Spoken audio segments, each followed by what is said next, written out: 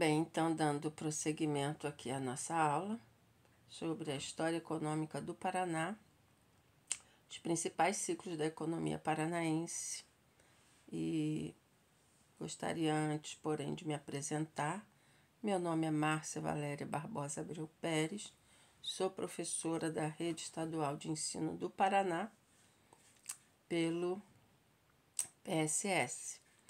E sou professora de História, licenciada em História pela Universidade Gama Filho do Rio de Janeiro e licenciada em Pedagogia pela Uninter, Polo Cascavel, Paraná.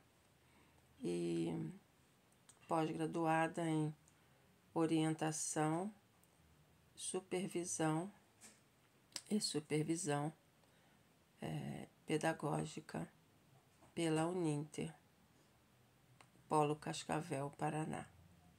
E nesse momento eu quero iniciar então essa aula sobre os principais ciclos da economia paranaense e a maneira como esses ciclos interferiram na ocupação humana no Paraná e também como o Paraná foi desbravado, especialmente quando tocarmos no ciclo do tropeirismo, que é um ciclo bem interessante no que diz respeito à atividade tropeira, que era levar os muares para a região, especialmente de Ponta Grossa, Guarapuava, e que no caminho os povoados, as vilas foram sendo também fundadas. Então, o nosso objetivo principal é conhecer as principais características desse desenvolvimento econômico a partir dos ciclos ou fases. É bom lembrar que os ciclos econômicos, seja da história do Brasil como um todo ou da história do Paraná, não são ciclos realizados assim de uma maneira linear.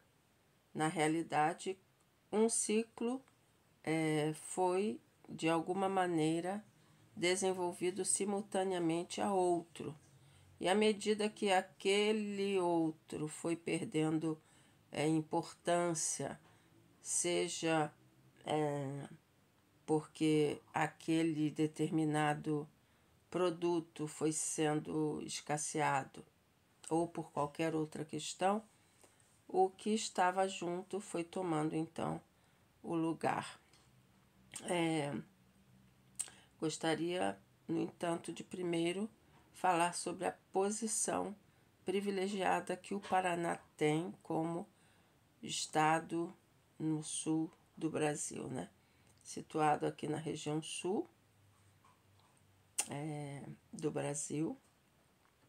O Paraná é privilegiado porque é banhado a leste pelo Oceano Atlântico, então tem essa saída para o mar através dos portos principais de Paranaguá, Antonina, portos marítimos, e também a oeste ele tem fronteiras com países do Mercosul, que são Paraguai e Argentina. E através, seja das rodovias ou mesmo dos portos fluviais, o escoamento de produtos e também de pessoas é facilitado. Possui fronteira também a sudoeste do estado com o estado de Santa Catarina, que ajuda nessa troca de comercialização de produtos, de deslocamento de pessoas e também de serviços, né? Por que não? Gostaria então de começar falando sobre as principais atividades econômicas ao longo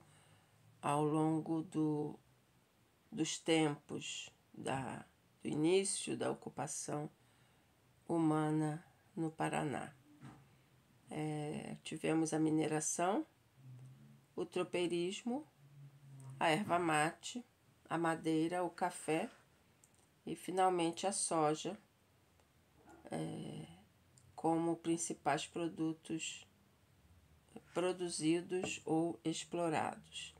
Então, no que diz respeito à mineração, foi uma atividade que começou lá no final do século XVI e que foi promovendo, então, a ocupação do litoral paranaense a partir de grupos portugueses, né? Nessa ocasião, o Brasil já havia sido dividido pelo Tratado de Tordesilhas em parte a leste para portugueses e a oeste para os espanhóis. Então, grande parte do território paranaense ficou sob o domínio espanhol. E os portugueses, naturalmente, foram os que exploraram o ouro na região de Paranaguá, especialmente. Porém, com a descoberta das jazidas de ouro lá nas Minas Gerais, então o ouro deu lugar à exploração da agricultura de subsistência, porque naturalmente ali as pessoas teriam que continuar vivendo, as que já estavam estabelecidas e que não quiseram ir para as Minas Gerais para explorar o ouro naquela região, permaneceram aqui e se dedicaram a outra atividade. Paralelamente a isso, a atividade do tropeirismo já vinha sendo bastante desenvolvida a partir do século XVIII, né? Início do século XVIII, e os tropeiros, né? As tropas, né? Como eram chamados, os grupos daqueles homens que em cavalos levavam os moares, que eram os burros, as mulas, e eles percorriam o território. Muitos deles vinham da região de Santa Catarina e trazendo essas mulas, esses burros, eles percorriam até chegar à região de Ponta Grossa, Guarapuava, que era onde esses animais iam ser comercializados, iam ser deixados. Porém, eles não carregavam somente os animais. Com eles vinha também produtos comestíveis, né? Alimentos, cartas, documentos. Então, eles desenvolviam várias atividades ao mesmo tempo. E por onde passavam, naturalmente, um povoado ia sendo assentado, uma vila ia sendo aberta, ia sendo inaugurada. E paralelo ao tropeirismo, também foi sendo desenvolvida a atividade da plantação de erva mate. Embora fosse um produto, né,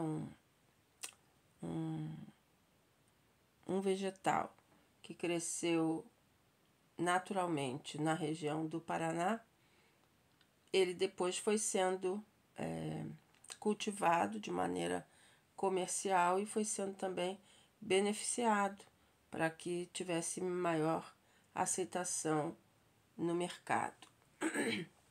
Então, já a partir da segunda metade do século XIX, ele foi tendo maior desenvolvimento e comercialização. Em seguida vem o ciclo da madeira, que é um ciclo que começou juntamente com o ciclo do café aqui no Paraná, mais especialmente norte do Paraná, com a necessidade do desmatamento ao norte do estado para a plantação, para que houvesse, né, a plantação dos cafezais. essa madeira retirada foi sendo então comercializada, madeireiras foram sendo instaladas no norte do estado para o beneficiamento, né, das toras e comercialização. Então, quando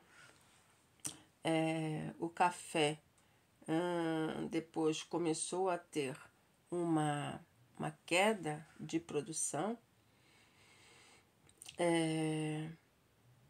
naturalmente os madeireiros continuaram sua atividade e, como já havia também a essa altura um grande número de imigrantes europeus no estado, esses imigrantes vinham da Europa com a tecnologia da plantação dos cereais, não é, dos grãos, e a soja, o trigo e outros cereais foram sendo